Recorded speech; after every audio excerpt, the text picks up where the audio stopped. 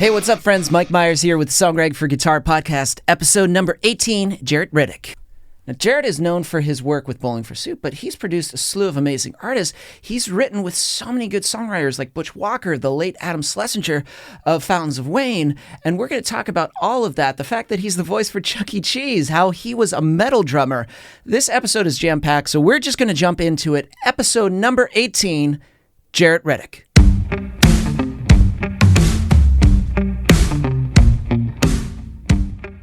I was a drummer, and I played drums first, and I played drums all through school and in bands when I was a kid. But we were always cover bands, and nobody would write songs, and I literally could not convince my guitar players to write stuff, and really just kind of not knowing how any of that worked or how to do it. I went and bought a guitar and just started writing songs. And at first, it was just for fun. On the side, I was still playing drums in my metal band, but I was writing guitar and playing guitar and writing songs for kind of like one of my first sort of punk things. And that just grew from there. Once I really got the hang of it, it became something I just really liked doing. At first it was just me writing around somebody else's lyrics, my bass player's lyrics, once we got into the band before Bowling for Soup. And then I started writing my own stuff. And then, once we started Bowling for Soup, I was pretty much in the zone and able to do it. Now I got to ask, what was the name of your metal band? What was the cover? What was the name? We were called Terminal Seasons. And we were very, very heavy. And I started out as the drummer for that band. And again, it's sort of the way that I ended up being a singer was because we couldn't find a singer. And our bass player was a really good drummer. And we had a ton of friends that could play bass. So I was just like, well, I'll give it a shot. And, it's that pretty much was it. That band did really well around town. And so I just found myself being a singer. What was your favorite song to cover when you were drumming? So we evolved quite a bit. I mean, we started out as pretty straightforward, like Metallica, Anthrax, Megadeth kind of stuff, Slayer. Okay. Testament was our favorite band to cover. But, we got really, really heavy. We started doing like Obituary and just crazy, crazy metal stuff. My favorite song that we did back then, though, actually was a song that Flotsam and Jetsam, a metal band, actually Jason Newsted from who was in Metallica for a while, was in this band, Flotsam and Jetsam. And they did a cover of Saturday Night's All Right by Elton John. And so we did a cover of that cover, and it was awesome because, I didn't really know how big of a song that was for Elton John. To me, the first time I had heard it was their version of it, which was common back then. I didn't know that the Beatles did Helter Skelter before Motley Crue did it, or that White Lion didn't write Radar Love. I just didn't know. And but we would play that song, and like all of a sudden, like our bass player's parents, would be like, "That's awesome! We love that song! That's super cool. You guys like Flotsam and Jetsam, But that one was really fun to do because it was is really really good range for me. That's really interesting to me. Then how did you make the switch from metal to eventually like punk? What were some bands that you were introduced? Was it kind of like you were in the metal scene and then slowly albums started drifting your way that kind of gravitated you towards it? Man, it is. The funny thing about me is I can remember the exact day that I got into music when I was in the 6th grade and why. Yeah. And I can remember, all of the transitions and how they happened. And this was a big one. I had met this kid my first day of college who had moved in from Tennessee, and we were into some of the same music. He liked, that's when Nirvana and Soundgarden were kind of just coming around. Red Hot Chili Peppers were really big. Well, he liked that kind of stuff, but he let me listen to the Descendants and the Ramones and, like late 80s Green Day and a band called Screech and Weasel.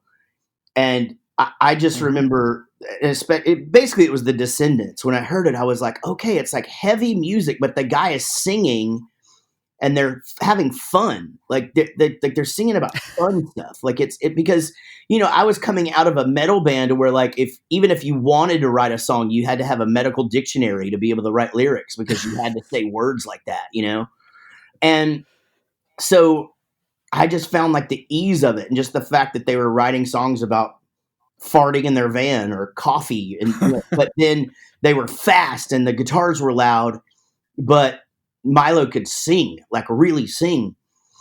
And so that was really a big one. Like I said, late 80s Green Day. I had never heard anything like that, and that was just crazy for me. And then, then the Ramones, and obviously being 10, 15 years later, discovering that and just, how four chords, how musical that could be. It was pretty instantaneous after that. I was just like, man, this is what I want to do. It's funny that you mentioned that, hearing how powerful four chords can be. One of the first episodes I had Frank Turner, and he was talking about making that transition from hardcore to hearing suddenly like a folk band being like, holy shit, that's four chords. But how amazing four chords can be. You mentioned early Green Day, and I think of like, that's right. Like At the Library, I think that's one of the early songs. I'm like, that's a really good song. And it's that's actually one of the songs that really grabbed me was At the Library, because it's the first song on 1039 Slappy Hours. Yeah. And so that was kind of one of the first ones. And then I just love that here we go again, infatuation touches me, and I was just like, oh my god, this is so insane. And it's funny because I know Green Day, I know he hates the term pop punk, but I mean, quite frankly, the descendants of the Godfathers, and it's like, Billy Joe, you kind of you kind of fit it to us, it's you can't run away from it forever. Now, coming from that metal scene to did you feel too, for a songwriting perspective, it was like, oh, I think I could write this. I think I could start to, that the formula of what I'm listening to, what I find is catchy, I think I can do this and map this out in a songwriting perspective. And what's funny is that I think that that's what people find about Bowling for Soup in the playing of the music kind of thing. It's like our stuff is pretty straightforward and simple. I mean, I know like bass lines and drum lines and stuff get pretty complicated, but as far as from a guitar perspective, it's pretty simple because it's written around the vocal. And that's exactly what one of the things that drew me in was like, man, well, I mean, I wasn't a guitar player until I started that band, actually. The 2 years before Bowling for Soup, I literally could not play the guitar at all. So even when Bowling for Soup started, I was still like very much, and I'm self-taught, so I'm still learning as I'm going, but I was learning those songs, but really learning writing songs like that. But yeah, that was definitely a big eye opener, was like, oh, okay. Well, yeah, I mean, also this kind of music, I can play this. Like I couldn't have picked up a guitar and, played a Metallica song. Like that stuff's hard, and, but yeah, so, and so then I think that in turn, that sort of made what I do as far as writing and performing. Kids often come up and they're just like, dude, I learned to play guitar because I learned your entire Drunk Enough to Dance album. And I'm like, that's a good one to do because it's pretty much the same four chords over and over again. Now you mentioned that album, and I think that for me was an introduction to you guys. And I remember listening to the line to All the Girl the Bad Guys Want. I was like, whoa, wait a minute. I was like, I think he's tuning drop D right now. And then it's like, and it's a really cool line, but also too, as I kind of grew up, you worked with Butch Walker on that album. I want to talk about like, I'd love to hear how you guys started, but you guys have worked with, and you've written with some really cool people like Butch Walker. I love. What was that experience like? Butch was the first one. We had gotten him to produce that record, and we went down there with 17 songs that I had written in the back of the van during the tour on Let's Do It for Johnny. And like literally in the back of the van with a guitar and a distortion pedal and a notepad. So my introduction to writing a song with somebody else, which I'd never really done, was Butch. And that idea, Girl the Bad Guys Want. And, we had been talking the entire time, when at first I went out and met him and got comfortable just being around him for a day or two. And then the band came in and we started doing the record. We had never worked with an outside producer either. And okay. So the thing about him is he just makes you feel like you're the only person on the planet. He's just such a sweet human being and such a great guy. It's what you see is what you get with him. And for those that may not know, Butch Walker, he in the 90s, like he did a string of metal bands that he was signed, and then eventually he became in the alternative band Marvelous 3. Yeah. And they had a hit single that was Freak of the Week. Freak of the Week, that's what it was. And then he went on to then produce a ton of bands and have success. Avril Lavigne, he's worked with so many different bands, but he seems like he's the most versatile kind of guy. Yeah, I mean, we were kind of one of the first big ones too, because it's like before us, he had done Stroke 9's second record, and he had done his first lit record that he did, and a few things like that. SR-71 was his first like big hit, I think. But, this was still, I mean, he's just, in a small, rented space and all of this. And so our album, I think really helped, a lot of other bands like us want to go that way because of the way that record came out. And I don't blame them because he's great, but he's, from a producer standpoint, he's very less is more, it'd be the subtle changes that he would make in something and you'd go, oh, okay, that makes sense. Then you're just like, oh, Jesus, that song just kind of like, really just changed in a good way, but he wouldn't come in and just try and change things just for the sake of changing them. He was very, if it ain't broke, don't fix it. But yeah, we had been talking about writing a song about the bands that are mad at their dad.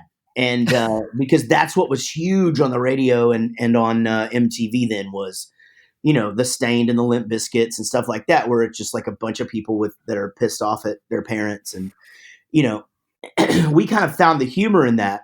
And again, nothing against those bands, by the way. I think Aaron Lewis is an amazing songwriter. And he has since forgiven me for the video. So we're good. But, that again, that was just what was popular. It seemed an easy target. And so he actually came up with the Girl the Bad Guys Want concept based upon that. And then he wrote that riff. And so I came in the studio and he was like, here's what I'm thinking we could write. And I was just like, oh my God, yeah, let's do it. And again, I'm sort of in uncharted waters because I had never really written a song with somebody. So I didn't really know how it would work. But we sat there and we sort of pounded out a few things. And then we did, and then he just had the band come in. We recorded the music and we wrote most of the lyrics while I was in the booth. We were literally just like, okay, we'll just write this as we go, which has kind of become a practice for me actually now. I mean, I'll pretty much write a verse and a chorus and then the bridge idea now.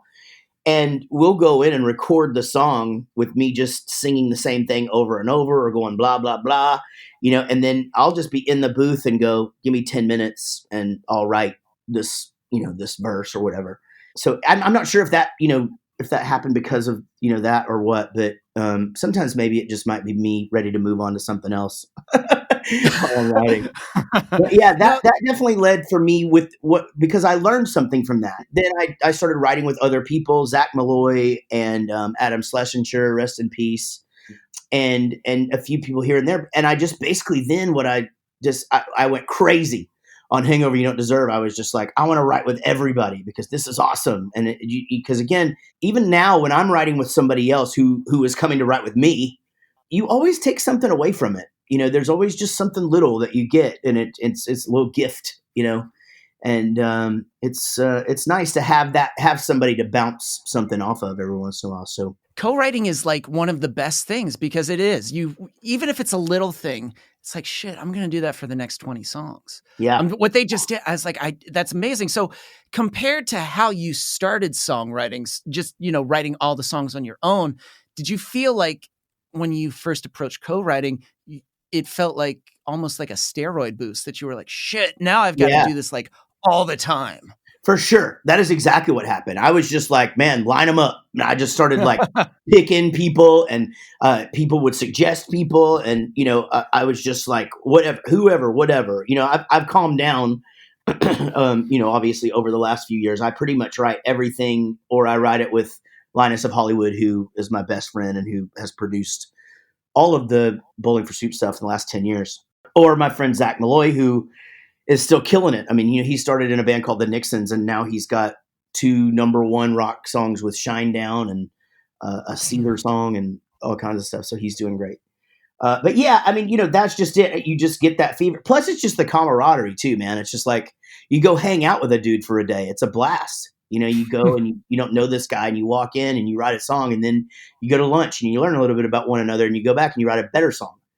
And yeah. So it's definitely a steroid is a very good analogy for that. I just wanted more of it. So it's just like a drug. Now, how did co-writing, some of the materials that you use in co-writing probably in, let's say like 2002 is probably changed dramatically, where it's like, I remember it was writing things down, and now I think I'm like doing everything on Google Docs and just like apps. Were there incremental shifts where it's, different tools that you were using within these co-writes, or your co-writers turned you on to other things? Yeah, I can tell you 2 in succession, actually, where me and Butch used to write. I used to just carry a mini disc player with me. And like I said, I mean, when I wrote Let's Do It for Johnny, that was all on notebooks, no recorder, whatever. And I just have to write down the chords and try to remember it. And that was like that until, Hangover. Hangover, I carried around a mini disc player. But I went to Butch to write. We were writing Trucker Hat. And he goes, "Have you heard of this thing called GarageBand?" And I'm like, "No." And he pulls that up. And so that was kind of like, okay, maybe this is a thing we could run on a computer. But my favorite story is I was with Adam Schlesinger, who was in the band Fountains of Wayne. He was one of the he passed away from COVID back in March, I believe, maybe April. Phenomenal songwriter. So many. One of the best songwriters. Probably. I mean, I think in songwriter circles, like he's the guy. Like when we talk about things, you're just like, "Oh, fucking Adam wrote that."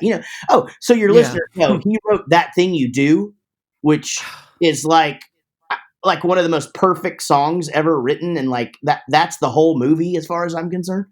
But then he went on to write like Stephen Colbert's Christmas episode and win all kinds of awards, and he's just amazing. He was such an amazing person, and it's infuriating that people think that the disease is fake at this point. I don't want to sabotage your show, but when you lose a friend like that, you're like, okay, well, this shit is real.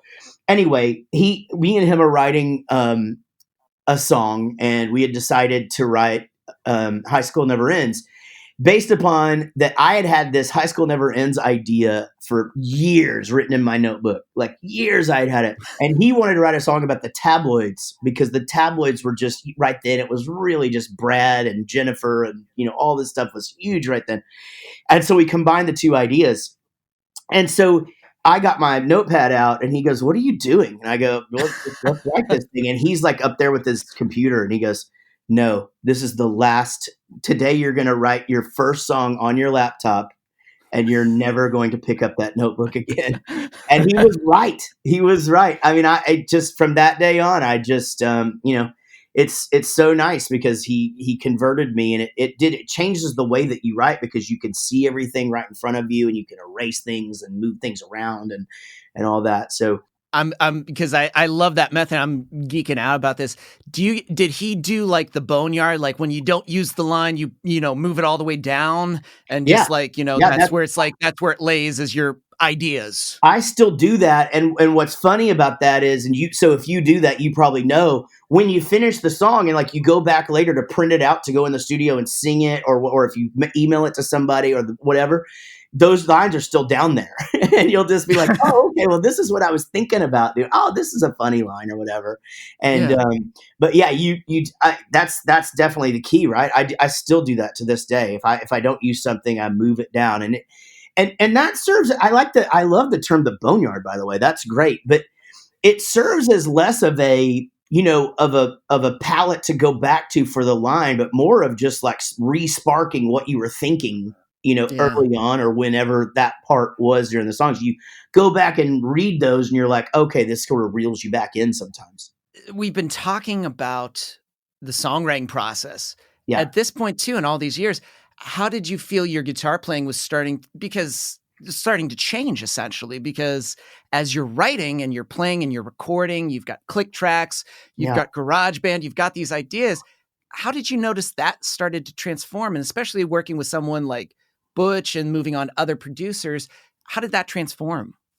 Yeah, I mean, it's funny. I definitely got good, but I'm good at what I do. I'm not a good guitar player. I'm good at playing Bowling for Soup songs on guitar. I mean, like, and I give myself a hard time. I mean, I could sit down and pretty much listen to a song and play it for you right back or whatever on acoustic and that kind of thing. But I never learned how to play guitar solos. I don't know theory. I'm not educated, so I don't know scales or anything. Everything that I do is by ear. I know all the notes, but I can't read music and play. I mean, I know what the notes are on the page, but I can't sit there and sight read. But yeah, I mean, I definitely noticed myself getting really good. Also, being able to anticipate things. The other thing that it used to drive me crazy because our bass player forever and ever, like since day one, has always been one of those guys that can play along to a song that he's never heard before because he just anticipates that next note. And it used to drive me up the wall that he just had that ability. And I have that now. So that's one of those things that it just kind of, but here's the thing. I don't practice, I never really sat down and was like, okay, I'm going to learn to play the guitar. Like I said, I write songs on it and I play in my band and that's it. I have never been one that just sits in my room with my guitar and just play guitar. I've never done that before in my life. And so again, that's my practice is playing in the band or recording, as you say, to a click track and all of that. But yeah, definitely noticed, there's definitely a big difference between me trying to record 20 years ago and me trying to record now. Now, you go back to this right here. You have to leave your ego at the door sometimes. And when you're sitting across from somebody like Butch Walker and you're stuck on something or whatever, and it's just you're just kind of not getting it right, it's it's very common to just hand the guitar to him and go, can you just do this real quick? And so the same is true with Linus, because Linus can play anything. I mean, he was Paul Gilbert's bass player, for Christ's sake. He's a virtuoso. And so, sometimes I find myself just throw that down, I don't care. It doesn't matter to me. So, but yeah, the skills kind of just come with the repetition. They come with the repetition and the implementation, because it's one thing to sit down and say, I'm going to practice guitar, but what you were doing was actively adding into your songwriting, recording, going in, doing it again and again and again.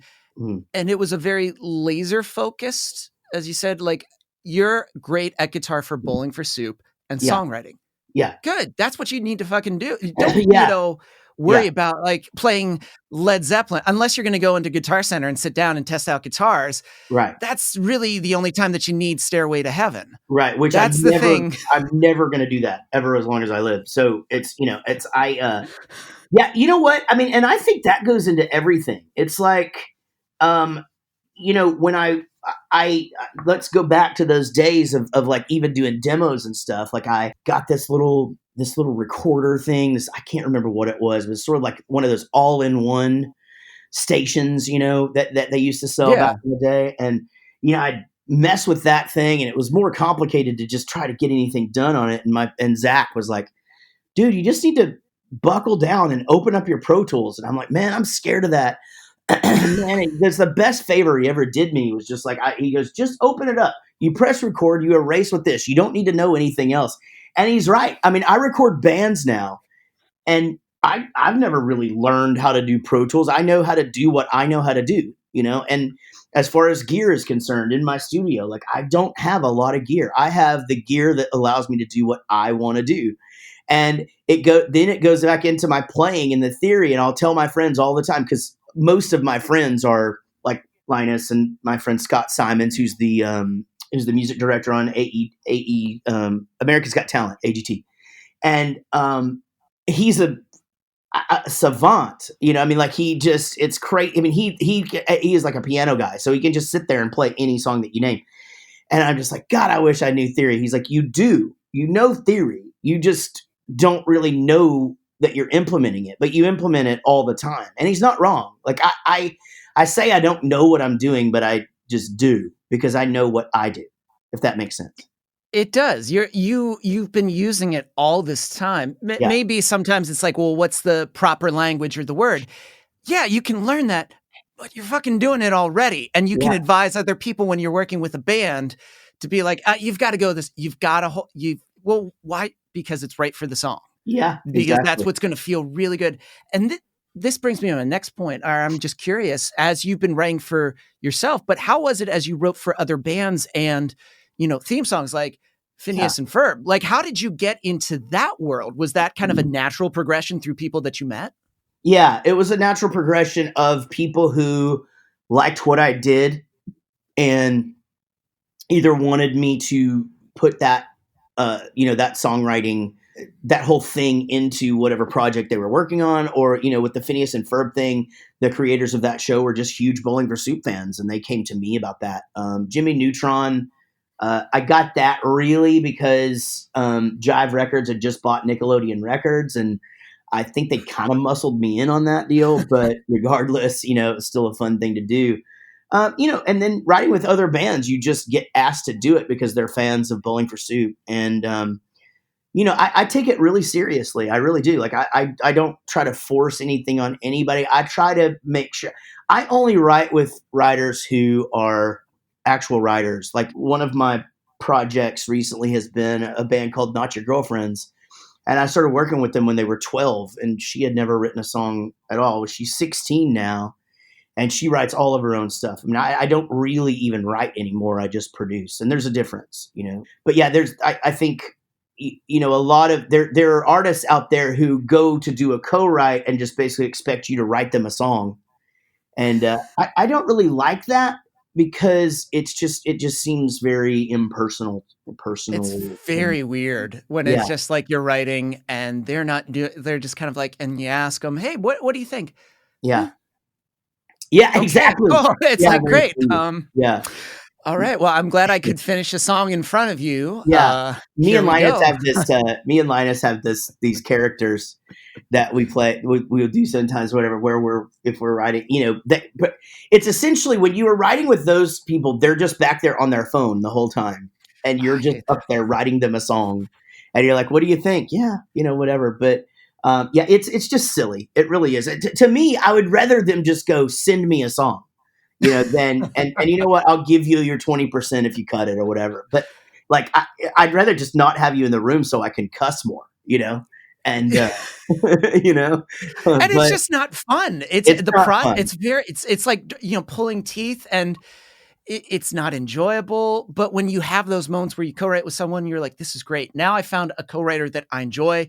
Yeah. And how you've been writing for shows, when I found that realm of television, I was like, I really enjoy this. This is a completely different type of writing, but it's like, it's strengthening up my songwriting muscle and my production muscle. This is fucking awesome. Yeah, it's definitely, I really liked all of the Phineas and Ferb stuff that I was able to write because, again, there's just not a lot of rules, but there's just guidelines, and you follow these guidelines to get to where it is they're wanting you to get, and it works out. But yeah, I mean, I kind of got burned out on the writing for film and TV because I just got in this rut of writing for pilots. And, from your experience, when you write for a pilot, then you essentially do all this work and then that show doesn't get picked up and you just did all that for nothing. And like, you just, and you don't even own it.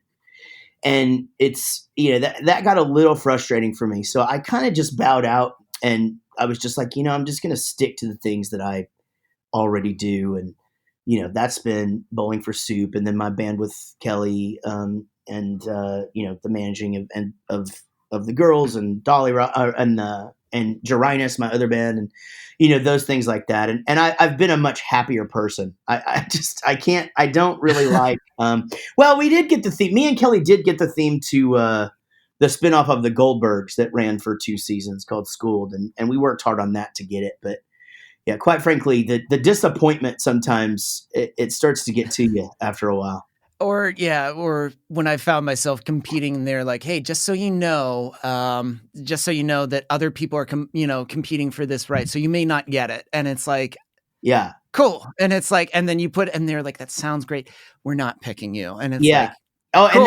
and they'll tell you who it is too. Like they'll go, "Oh, and such as." So that's my experience in voice acting, because my voice is really high, and especially if I'm like acting. So I'm the voice of Chuck E. Cheese, which is my other day job. Which is awesome. That is a pretty awesome fucking day job. It's the best, but like I would be reading for commercials or things like that, and they're just be like, "Yeah, it's down to you and Charlie Day," and I'd be like, "Ah, well, fuck." Like, and you have no idea how many times I heard that. I'm just like, there's other high voices out there, like what the hell? But Charlie Day, I've never even met him, but he's kicked the shit out of me more times than I could ever explain. But that's the same thing with the theme songs, though. You'll just, you would hear like, okay, yeah, Lisa Loeb submitted and Schlesinger submitted, and all of these ringers, and you're just like, okay, well, yeah, thanks for the heads up. I mean, it's nice if you can get in there and compete and you make it down to the final 5, but still, you did all that work, and if they don't pick you, it's just like, and if you get a pilot, you've not only written the theme, but you've written songs for the thing and all of this stuff. And, and if that show gets picked up, you're stoked because you're the music guy. But if it doesn't, you just put, 3-4 weeks of work in, and, it's kind of gone. But I don't mean that to be weird a downer. thing. I'm just saying I choose at my age and where I am in my career, I choose to do those things to where I can sort of control my own destiny. Like I'm going to create this song, and here's how I'm going to put it out, and same is true with voice acting. I got out of the game. I don't do it anymore. I do Chuck E. Cheese, and that's it. If something were to ever happen to that job, maybe I would jump back in, but I'm happy just doing that. I mean, that's a pretty good gig to land. And it's awesome. It's more important. What you're saying too is if you don't enjoy it, then why are you doing it? 100%. Don't do it. Because sometimes I'll hear, stories from songwriters or, clients that are like, I just don't enjoy this. And it's like, well, okay, then don't do it. The misery in the music business is mind bending to me. It really is. Like, how many people are miserable doing something that they worked their entire life to do? It's like, there's decisions that you could make to not be miserable. If you don't like that guy, don't work with that guy. It comes from playing a band too. I mean, I've been in the same band for 26 years, and we all are always together. We don't even like to ride in separate cars. Like they'll send 2 vans to the airport to pick us up, and we'll put all the equipment in one and we all get in the other. That's just how we are. And then we tour with bands that can't even have the same dressing room.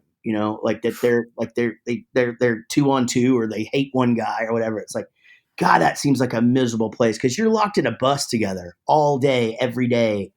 And if you don't like each other, man, that sounds terrible.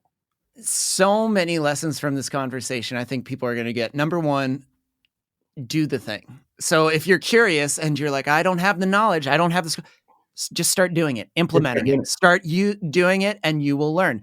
And your journey has been, you met people along the way. They kind of like, oh, this opened my eyes a little bit. I'm going to try this. And then you just started implementing it more and more. Yeah. And you're doing the things that you love. So this has been wonderful, because I think people are going to, I don't have to do the thing I don't like. No, I can start adding it in and implement it. It's like, and get out there. And like you said, do the thing. I mean, you mentioned Frank Turner, who is a good friend of mine as well.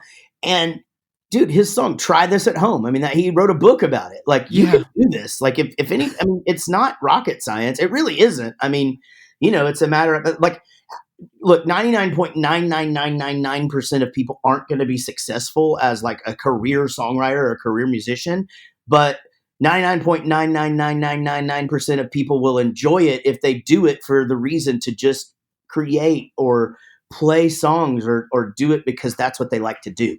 Yes, 1,000 times to that. Jaret, thanks so much for hanging out with me. This was awesome, and I enjoyed this conversation. Man, thank you. Have me back anytime, man. And I promise it won't take you 4 tries to get me on the computer.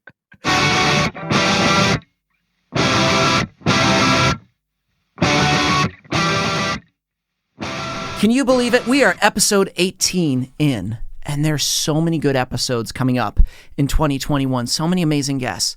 But I want to thank you for listening so far. Thank you for listening. Whether you started at the beginning or you found us just today, thank you. The fact that you're listening, I truly appreciate it.